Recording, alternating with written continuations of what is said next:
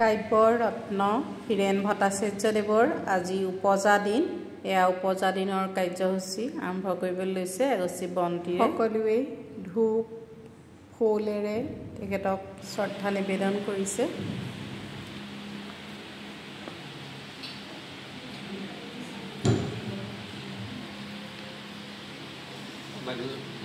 প্ৰদৰ্শন কবি সন্মিলনৰ সন্মানীয় প্ৰধান সম্পাদক চৈয়দ পাৰ্ভেজ হুছেইন ডাঙৰীয়াই শ্ৰদ্ধাঞ্জলি কাৰ্যসূচীত অংশগ্ৰহণ কৰিবলৈ জনাইছোঁ। যোৰহাট মহানগৰ শাখা কবি সন্মিলনৰ সভানেত্ৰী শ্ৰীযুতা মণ্ডল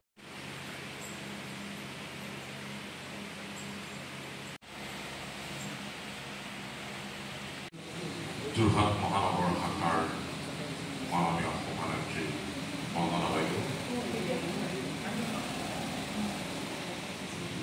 আৰু যোৰহাট জিলাৰ অন্তৰ্গত কেওঘাট শাখাৰ পৰা অহা সন্মানীয় সদস্য আৰু সতীৰ্থ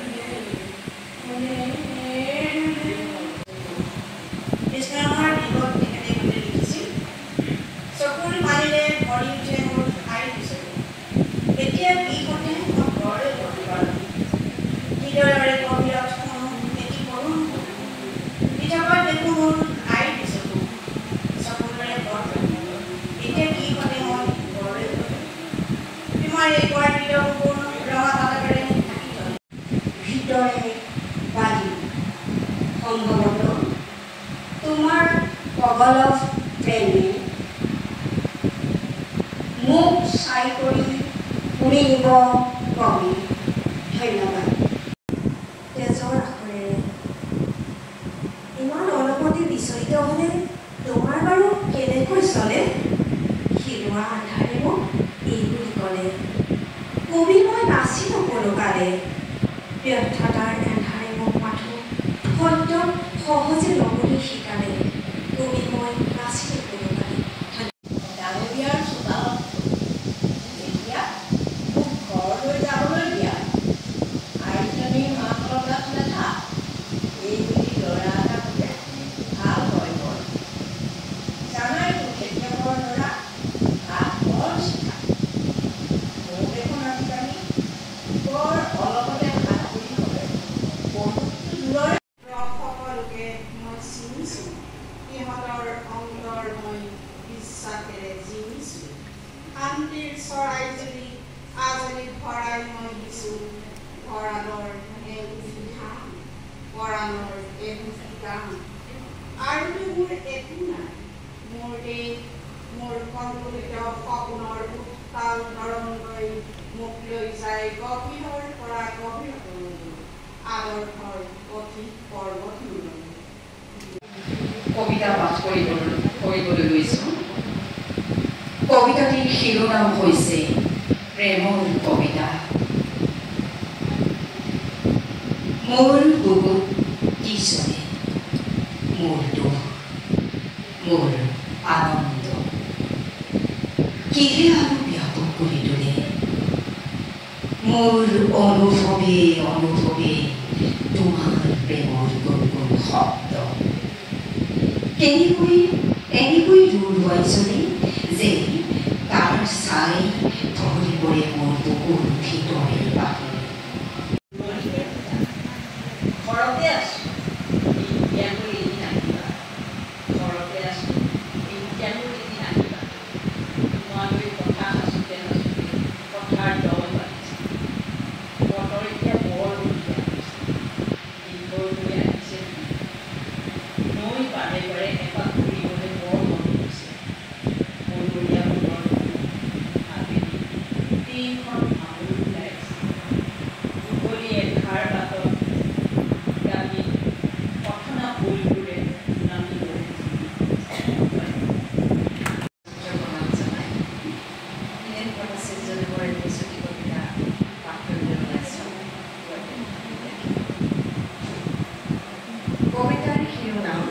লাঞ্ছিত সূৰ্য ৰ'দ গৈ গৈ ঢলি পৰে সূৰ্য প্ৰস্ত ৰাতিৰ অন্তৰীক্ষৰ অন্ধকাৰত জ্বলে কাল পুৰুষৰ তৰোৱালী অনিবাৰ্য মই কবি সীমিত মোৰ সামৰ্থ্য আদিটো যাৰ ঋতিগ্ৰস্ত মহৰীৰ কীটগ্ন পিতলৰ পুখুৰীয়ে বিপৰ্যস্ত কৰে মোৰ কাব্যৰ অৰ্থ ৰ'দ গৈ গৈ ঢলি পৰে সুবৰ্ণ সূৰ্য ধন্যবাদ মমতাই এনেকৈ গলি যোৱা দেখিলে মোৰ দুখ লাগি যায় তাতোতকৈ গলা এন্ধাৰতে বহি বুকুত উমি উমি জ্বলা জুই বুঢ়া মাথো জ্বলিবলৈ দিয়া এনেদৰে থাকোঁ মোৰ কবিতাৰ শিৰোনাম জীৱন নদীৰ ভাজত এক কমে ৰাতি ৰূপৰ হৈ আহিছে চাওঁ কলম দুলীয়া কলমৰ আগেৰে নিবৰাওঁ বহু শব্দ এই শব্দ কেৱল শব্দ হ'ব ভগা পৰি যায় দুই নিসংগতাৰ খোলা পোচাক পিন্ধি বুকু পাতি লোৱা লোকে পাম আৰু গৈ মোৰে ৰাতি মোৰ বহুত আছে তিনি নেজানো কবিতা কি নষ্টাৰ দিয়া কবিৰ প্ৰেমৰ তেজত জ্বলা কবিতা নে মনৰ নিৰৱচিন্ন মনত লুকাই থকা প্ৰেমৰ চাৰি কোনেও নেদেখা নুশুনাকৈ মই নিসংগতাৰ কথা পাতোঁ আৰু নকথা কথা নীৰৱে নিশব্দে পাঁচ মোৰ প্ৰেমৰ কাণৰ এজোপা শুকান ৰঙা গোলাপ ব্যৰ্থতাৰ সীমে ধুৰুৱা মৰহা পাহি কাঁইটত তেজৰ শুকান চেগুৰা ছয় মোৰ কবিতাত বিচাৰি পাবা দুভাগ নিশাও চুবি উঠা ভগ্ন হৃদয়ৰ স্পন্দন অথবা কল কথা কৈ থাকিলে বৰ আকৰ্ষণীয় নহয় সেইকাৰণে সেইবোৰ কবিতাবোৰকে শুনিব লাগে আমাৰ মাজত ডক্টৰ পৰাণ বৰুৱা ছাৰ আছে কিন্তু তাৰ আগতে আমি অন্যজন ব্যক্তি দুআষাৰমান কথা শুনিব খুজিছোঁ এইকাৰণে যে আমি কবিতাৰ ওপৰত সম্পৰ্কিত আৰু কবিতা লিখা কবিতা পঢ়ুৱা মানুহৰ কথা শুনি থাকোঁ কিন্তু আজি তেখেতে কৈছে তেখেত বিজ্ঞানৰ শিক্ষক BH কলেজৰ বৰপেটা তেখেতে নতুনকিভাৱে এই ধৰণৰ কথা বতৰাবিলাক এই ধৰণৰ প্ৰশিক্ষণ এই ধৰণৰ কবিতা পাঠ তেখেতে আমি তেখেতৰ পৰা চমু জানিবলৈ শুনিবলৈ ইচ্ছা কৰিছোঁ অসম কবি সন্মিলনৰ উপদেষ্টা ডাঙৰীয়া প্ৰমুখ্যে মঞ্চত উপবিষ্ট বিশিষ্ট ব্যক্তিগণ আৰু আজি ইয়াত উপস্থিত থকা যোৰহাট তথা ইয়াৰ বৃহত্তৰ এলেকাৰ কবিসকল আচলতে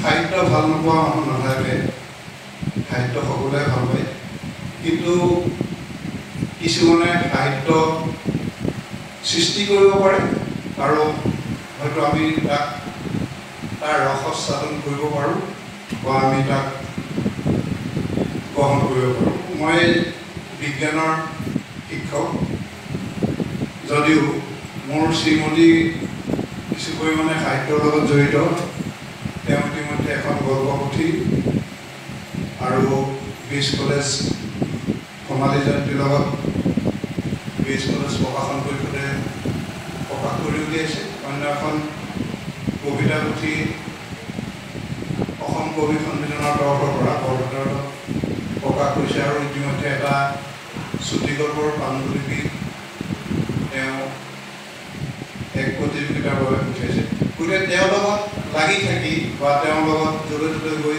এতিয়া ময়ো কমে আকৰ্ষিত হৈছোঁ সাহিত্যৰ প্ৰতি সাহিত্য হ'ল কোনো এটা জাতি জীয়াই ৰখাৰ প্ৰধান সম্বল এতিয়া আমি এৰোতে আমাৰ অসমীয়া জাতিটো প্ৰায় একোৱেই নোহোৱা হৈছে গতিকে আপোনালোকৰ যিবিলাক পদক্ষেপ অতি অনুকৰণীয় পদক্ষেপ আৰু বলিষ্ঠ পদক্ষেপ এনেধৰণৰ পদক্ষেপ যদি আমি সময়মতে লৈ নাথাকোঁ এটা সময়ত আমি অসমীয়া ভাষা ক'বলৈ পাহৰিম অসমীয়া মাত কথা আমি পাহৰি যাম গতিকে এনেধৰণৰ অনুষ্ঠানত মই নিজে উপস্থিত থাকি অতি গৌৰৱ অনুভৱ কৰিছোঁ আৰু ভৱিষ্যতেও যাতে এনেধৰণে আপোনালোকে এই অনুষ্ঠানবিলাক আগবঢ়াই নিয়ে তাৰ বাবে মই অনুৰোধ কৰিলোঁ।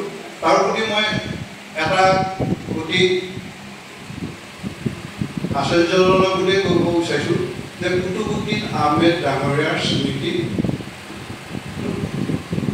ভৱন যে আমি এই মহান ব্যক্তি বা তেখেতৰ পৰিয়ালক মই সহস্ৰ প্ৰণাম জনাইছোঁ যে এনেধৰণৰ এটা স্থায়ী ভৱন নিৰ্মাণৰ ক্ষেত্ৰত তেখেতসকলে যি ভূমিদান মই অৱশ্যে ডিটেইলছ নাজানো হয়তো তেনে যি ক্ষেত্ৰত য'ত নেকি আমাৰ ৰাস্তাৰ এফুট মাটিও আমি এৰি দিবলৈ টান পাওঁ বা ককাই ভাইৰ মাজত মাটিৰ কাৰণে কাজিয়া হয় তেনে ক্ষেত্ৰত এনে মহান দান কৰা ব্যক্তিজনক মই শ্ৰদ্ধা নিবেদন কৰিছোঁ। আৰু বিশেষ নকওঁ কথা কোৱাৰ ইমান অভ্যাস নাই আমি আৰু ক্লাছত কথা কোৱা শুনো গতিকে আপোনালোকৰ এই অনুষ্ঠানটিৰ তথা সদৌ অসম কবি সন্মিলন তথা যোৰহাট জিলাৰ কবি সন্মিলনৰ উত্তৰ কামনা কৰি মোৰ দুআষাৰ সামৰিছোঁ। ধন্যবাদ। যোৰহাট জিলাৰ কবি সন্মিলন মহানগৰ আজি আমাৰ ৰাজ্য কাৰ্যালয়ৰ মালিক শইকীয়াৰ সঞ্চালনাত কবি সন্মিলন বুলিয়েই কৈছোঁ সকলো দেখাইছোঁ কবিতা পাঠ কৰিছে যিবিলাক কবিৰ বিষয়ে আমি আজি কবিতা গাইছোঁ তেখেতৰ কবিতা গাইছোঁ আলোচনা কৰিছোঁ। সেইজন কবি এনেকুৱা এজন কবি যাৰ এটাই মাত্ৰ কামিজ তাৰো চিগু চলিছিল তুমিতো জানাই এই কবিৰ একো নাই এটাই মাত্ৰ কামিজ তাৰো চিগু চলিছিল নাই প্ৰেম নিশ্চয় এনেকুৱাই আৱৰণ কৰি যোগায় বাদ্যৰ বাজনাৰ সহায় হ'ব পাৰে বা অন্যান্য সুশীল বাদ্য হওক গণবাদ্য হওক ৰসবাদ্য হওক এইবিলাকৰ সহায় লৈ পেলাই সি দৰ্শকৰ ওচৰলৈ যাব পাৰে। কিন্তু কবিসকলৰ কাৰণে তেনেকুৱা কোনো বাদ্যৰ সহায় লোৱাৰ উপায় নাই। অকল শব্দকেইটাহে আছে, শব্দকেইটাকে লিখিব লাগিব আৰু শব্দকেইটাকে তাত সুৰ দিয়াৰ উপায় নাই আৰু বিভিন্ন বাদ্যযন্ত্ৰৰে সহায় কৰি দিয়াৰো উপায় অত্যন্ত জটিল ধৰণৰ আৰু সেইকাৰণে মই এই কথাটো যে প্ৰত্যেকটো শব্দ মই হাতত লৈ চাওঁ কাৰ কেনেকুৱা ওচৰত আৰু আপোনালোকে এতিয়া যিবিলাক কবিতা পঢ়িলে যিখিনি কবিতা পঢ়িলে সেই কবিতাখিনিৰ প্ৰত্যেকটো শব্দত আচলতে সেই কথাটো প্ৰমাণ হৈ আছে।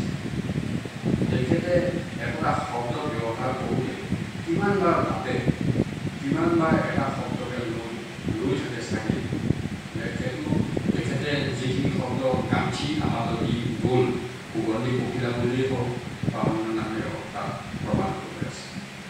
এতিয়া ধৰক আমোল মূল শেৱালিৰ মূল যাওঁ বুলি যাবলৈ কৰি আছোঁ চকুৱে চকুৱে ভৰা হ'লে চাহৰ বেলিৰ মুখৰ বেলিৰ মুখৰ ৰং তোমাৰ বৰ সুন্দৰ। গতিকে সেইটো আৰু আপোনালোকে কবিতাসমূহ পাঠ কৰিলে আজি মই ভাবোঁ এখন সুন্দৰ কবি সন্মিলন হৈ গ'ল। মই আকৌ কৈছোঁ যে মই মাজত কথাটো কবি সন্মিলনৰ কবিতা এটা পাঠ কৰি যোৱাৰ মাজে মাজে মই নকওঁ আৰু সেইটো মই কোৱা উচিত বুলি নাভাবোঁ। গতিকে কবিসকলকে দি দিব লাগে। আৰু দ্বিতীয় কথা হ'ল যে আপোনালোকে পৰামৰ্শ প্ৰসংগ কথা নক'লেই ভাল। মানে কবিতাটো ক'বলৈ লৈ কবিতাটো পঢ়িবলৈ লৈ বেছি কথা যদি অৱতাৰণা কৰি থাকে তেতিয়াহ'লে মই ভাবোঁ এইটো তাৰ মাধুৰ্যটো নাইকিয়া হৈ যায়। আপোনালোকে মন কৰিব যে এজন মানুহক আমি যেতিয়া মাতোঁ বৰগীত এটা গাবলৈ বা কিবা এটা গাবলৈ এগৰাকী গায়িকা তেখেতে আমি পেলাই ক'ব দিম যে মই বৰ প্ৰস্তুত হৈ অহা নাছিলোঁ, মই সম্পাদকৰ অনুৰোধ সামগ্ৰী ইয়াতে গাবলৈ গাইছোঁ, আজি 3 দিন নাগাওঁ গাটো বৰ ভাল নহয় এইটো আমাৰ কৰিবলৈ দৰকাৰ নাই।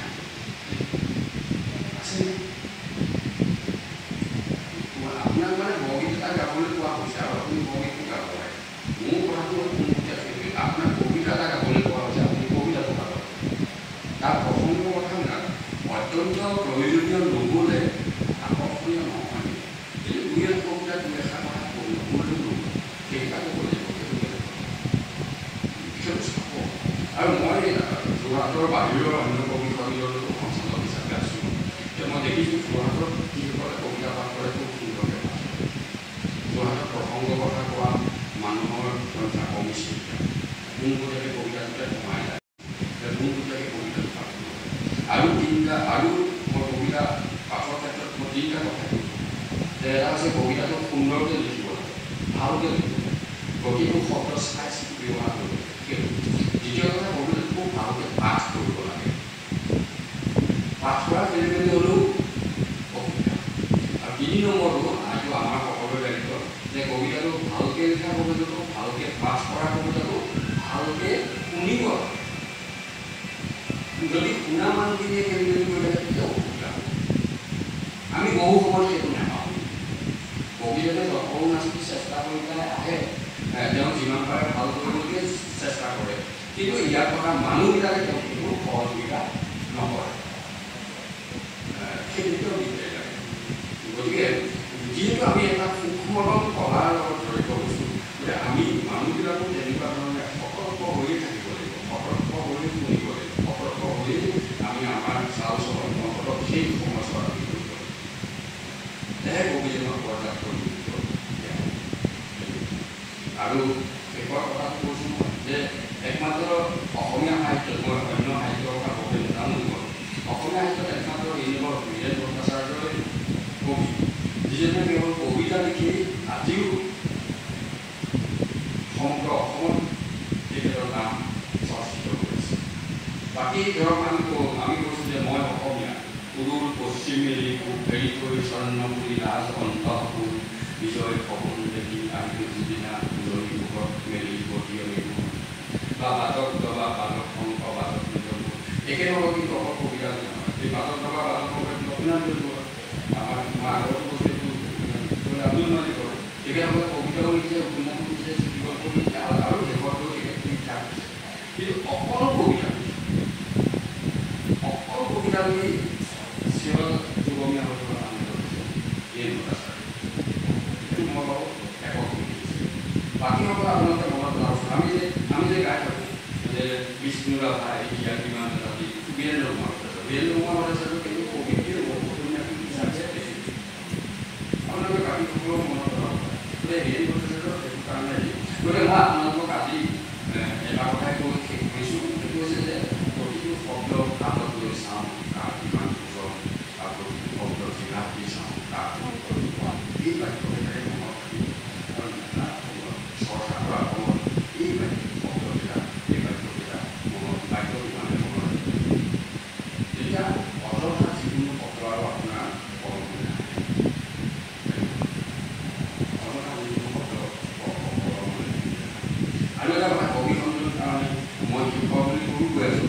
অথনি ক'ৰবাত মই পঢ়িলোঁ যে নৱকান্তপুৰৰ কথা কোনোবাই নৱকান্তপুৰে কৈছে যে আমি যে আমৰ আচাৰ কৰিবলৈ লওঁ, আমৰ আচাৰ কৰিবলৈ লওঁতে কি আমি আম ধুনীয়াকৈ উদাহৰণ বিচাৰি তাৰপিছত ধুনীয়াকৈ কাপোৰ কাটি আমি ৰ'দত দি তাৰপিছত বতৰত হোৱাৰ পিছত আমি নিমখ তেল জলকীয়া চিটি দিওঁ, আকৌ মাজে মাজে ৰ'দত দিওঁ, আকৌ মাজে মাজে থৈ দিওঁ। এনেকৈ যে কবিতা এটা কথাও তেনেকুৱা যে একেবাৰে নহয়। এই আমখিনি কাটি লোৱা বৰতাত হোৱা জৰুৰী নহয়।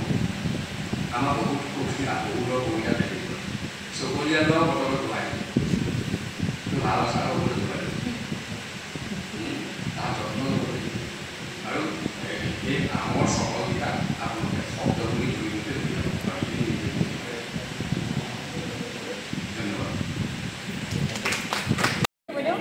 ধন্যবাদ।